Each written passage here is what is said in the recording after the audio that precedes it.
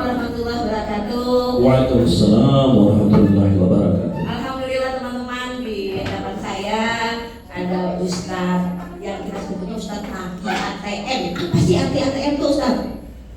Sebenarnya Abu Taqi Mayastino itu menuruti sunnah Nabi. Jadi kunyah itu adalah julukan. Karena saya punya anak bernama Taqi. Abu Taqi artinya ayah dari Taqi. Nama asli saya sebenarnya Alexander Maciki Mayastino Priyono Sundoro. Panggilannya Kiki, ada manggil saya Ustadz Kiki. Nah kebetulan sekali Abu Taqi Mayastino singkat jadi ATM. Nah itu dan ya begitulah. Ya. Ustadz, saya dengar tuh Ustadz dulu pernah ikut ngeband ya Ustadz. Gimana sedikit ceritanya Ustadz?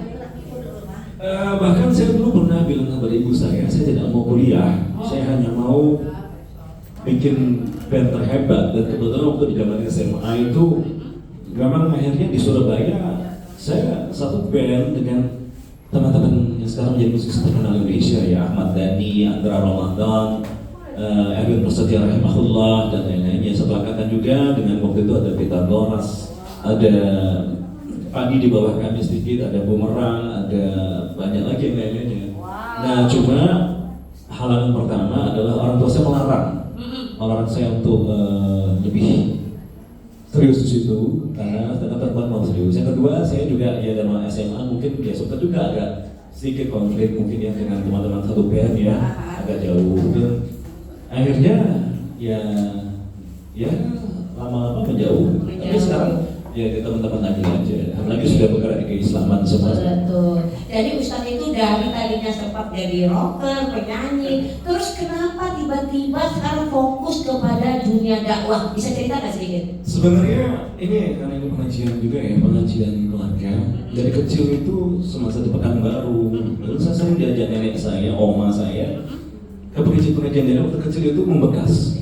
Dan dari situ juga, ini percaya atau tidak, itu membuat saya akhirnya berpikir pada saat zaman SMA, kuliah itu kan anak Surabaya anak gaul, punya uang segala macam itu kan godaan banyak. Tapi dengan itu juga didikan dari orang tua sedikit banyak dengan buku-buku ya, walaupun ibu saya yang dokter perusahaan dan lain itu juga kurang, tapi buku itu mencegah saya. Tapi yang paling utama mengapa akhirnya memutuskan untuk lebih menekuni agama, ya tentu pertama ada keinginan belajar agama. Yang kedua adalah 4 orang yang pernah dekat dengan saya itu diusahakan murtad. 2 diantaranya adalah kalau zaman dulu namanya maaf ya pacar ya atau teman dekat ya.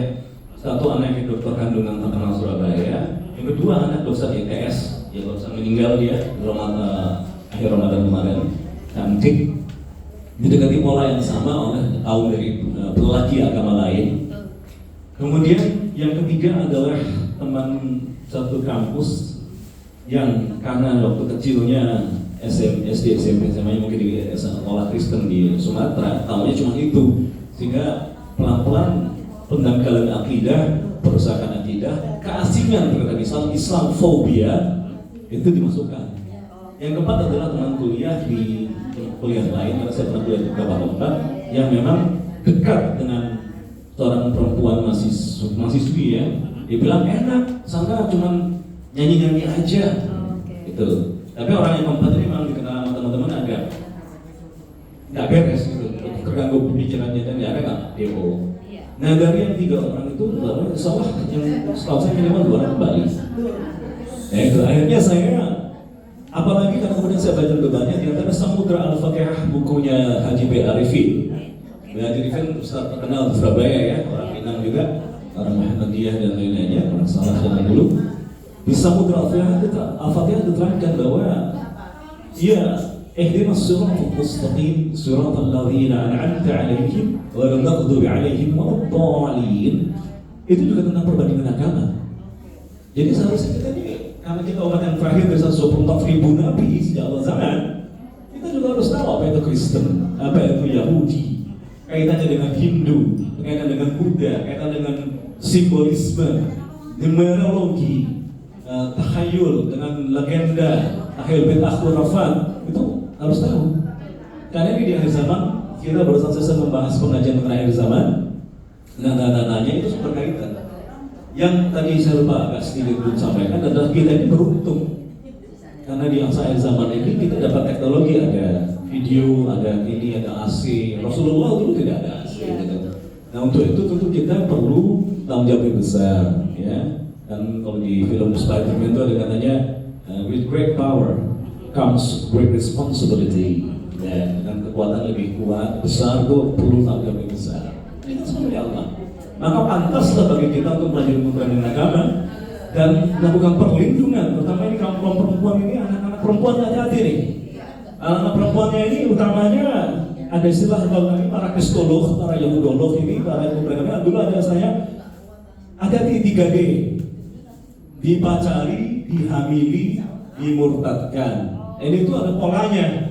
Terus kami tanya kepada teman-teman pemurtad yang kemudian masuk Islam, yang pendeta bahkan, saya punya sahabat pendeta yang masuk Islam, dia bilang memang itu sebenarnya resmi tidak ada di sana, tapi dari oknum-oknum serta NGO itu ada, dan memang ada cara dan bahkan ada hadiahnya, ya. Seperti salah satu, ini sudah terkenal, salah satu sahabat saya Pak Edi Prayitno yang mantan calon pendeta Pantekosta, dia pernah mengatakan, saya tidak pernah masuk dalam kerja Pantekosta, tapi di situ ada, dia bilang dia sampai tempat saya Pak Edi Prayitno, di Pantekosta itu ada foto-foto orang-orang yang murtad dan yang memurtadkan. Nah dia itu macam-macam, ada sepeda motor, kata dijaga ya, saya tanya ke dia. Tapi yang jelas begini, kita semua ini, Anda semua jangan merasa bahwa mereka ini musuh kita ya. Karena yang jelas-jelas di Quran disebutkan sebagai lakum aduwwum mubin, musuhmu yang nyata itu syaitan. Jadi baik yang namanya Katolik, Kristen, Buddha, semua ini Islam, semuanya di musuh pertama bersama kita adalah iblis dan syaitan. Karena iblis ini dari awal sudah Islamofobis. Iblis ini sudah menolak sujud kepada Adam atau kepada Allah ya. Disebutkan fasajadu illa iblis, semua sujud kecuali iblis. Dan iblis itu dari kana minal jinni fafassaqa an amri rabbih. Dia fasik kepada Tuhannya. Fafassaqa an amri rabbih, dia dari kalangan jin. Kana minal jinni. Al-jin yang kafir disebut syaitan. Itu yang besar. Jadi kalau Anda jumpa seperti saya ceritakan tadi, dalam kehidupan saya Allah atur tiba-tiba berapa kali naik taksi online supirnya orang Kristen. Yang tadi saya sampaikan adalah yang pertama dan bisa selesai. Yang kedua, yang ketiga malah akhirnya dia ngajak berhenti di pinggir jalan diskusi hampir 1 jam. Ternyata yang terakhir ini orang dari Kristen tapi yang tidak dianggap Kristen dan Kristen sendiri, yakni dari saksi Yehova. Saksi Yehova dekat dengan kita, juga cukup bertauhid ya. Menolak, seingat saya dan ada beberapa sekte dan mereka menolak ke Tuhanan Yesus. Kadang-kadang udah baca. Kalau di jalan tiba-tiba dapat peluang dakwah, ambil itu. Raisa punya kedudukan semuanya ambil. Kok nggak bisa ke suatu orang atau ajak ketemu kamu? Kenapa? Anda sedang menyampaikan kabar baik keselamatan Ar-Rahman dan Ar-Rahim. Betul. Kita selamat. Kita dakwah, semua orang bisa dakwah. Jadi motivasi pertama saya tuh di masa kuliah itu ada beberapa orang yang saya tahu ya dicoba dimurtadkan tuh karena dia sudah dimurtadkan. Dari situ saya belajar, ditambah selain saya ya pernah belajar juga sedikit banyak mungkin di pesantren atau para syekh segala macam. Tapi saya utamanya kan saya juga orang saya orang teknik, saya juga manajer, saya pabrik, saya juga model, saya juga itu mengalihkan film juga pernah sih juga. Tapi ini masa tanggung jawab dakwah, tanggung jawab siapapun. Hatta dia presiden sekarang. Iya betul. Apalagi presiden ya Ustaz. Ya jadi apalagi di ayat yang saya baca A'udzubillahi minasyaitonirrajim. Bismillahirrahmanirrahim. Ud'u ila sabili rabbika bil hikmati wal mau'izatil hasanati wajadilhum billati hiya ahsan. Ud'u ila sabili rabbika bil hikmati. Seluruhnya manusia kepada jalan Tuhanmu, wal mau'izatil hasanati, dengan hikmah, wal mau'izatil hasanati, dengan pengajaran yang baik, cara yang baik, sopan, yang berhikmah, ya, dengan senyum, dengan bantuan, dengan apa ya, wajadilhum billati hiya ahsan, dan boleh berdebat dengan mereka dengan dalil-dalil yang cara yang baik, ya. itu ajaran Islam itu indah banget ya Ustaz ya. Semua sudah mencakup semuanya. Sangat. 124.000 nabi kita sejak awal zaman itu ada yang raja, pangeran, menteri, panglima perang, pebisnis, manajer, semua komplit. Dan Rasulullah itu juga politikus, ya, juga seorang diplomat, pemimpin. Rasulullah juga berpolitik ya Ustaz ya. Ganteng lagi. Luar biasa sampai di depan umum dilamar seorang perempuan. Betul. Ya, ganteng, gagah, perutnya six pack, mungkin terus belakang lipek nih kayaknya. Makanya ulama-ulama juga harus dijaga penampilan ya. Karena itu juga akan membuat jamaah semakin semangat dalam itu apa ya? Rasulullah sudah jadi teladan. Betul. Jadi bil hikmah di antaranya itu bukan dari omongan saja, jadi tindakan. Saya tahu Majelis Alim Arafah juga pernah memberikan bantuan kepada mualaf-mualaf bid'ah. Iya. Terima kasih ya semuanya itu.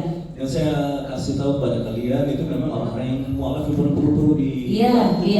Arafah pernah. Memang payah. Iya. Sedangkan mereka dari pihak kafir itu kalau ada orang mau masuk ke agama mereka, gelontoran harta benda segala macam bisa hampir tidak terhitung. Anda tahu pernah salah satu siaran TV yang cukup membuat saya dikenal Indonesia waktu itu adalah satu Ramadan saya pernah dakwah ke pedalaman Melak itu di Kalimantan. Ya, itu di situ bahkan belum kalau listrik tidak ada. Malam itu listrik itu pakai pantulan listrik solar, malam ya babi masih seliweran segala macam ya. Di sana saya bekerjasama dengan Hidayatullah, teman-teman Hidayatullah ya. Kebetulan itu jadi apa namanya itu reality show Trans TV ikut 24 jam sehari.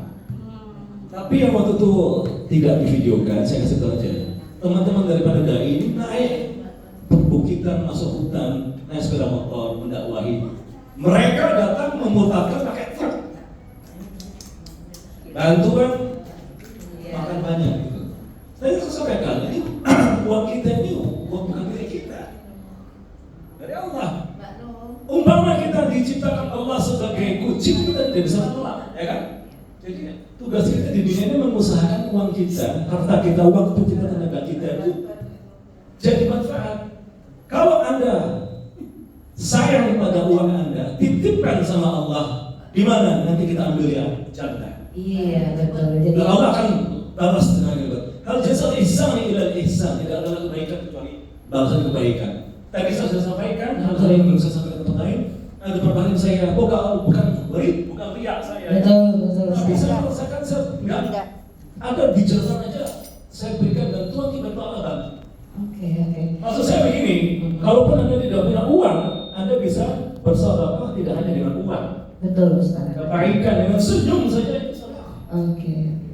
Masya Allah. Ulama berkata banyak cara masuk surga, tapi sedikit yang mau melakukannya dan lebih sedikit lagi mungkin yang tahu caranya. Nah, Allah asyhadu an la ilaha illallah. Asik banget ya bincang-bincang dengan Ustaz Abdul Latif ini luar biasa ya. Mudah-mudahan kita ketemu lagi. Ya padahal tadi kurang sehat ini beliau nih. Tapi alhamdulillah beliau dengan semangatnya kalau udah ngomong soal jihad tuh hari Islam. Wah, Masya Allah. Ya. Terima kasih ya Ustaz ya sudah hadir di Arafah. Terima kasih semuanya. Mudah-mudahan berkah buat kita semua. Tetap dalam iman, tetap dalam takwa. Insya Allah. Amin. Terima kasih. Assalamualaikum.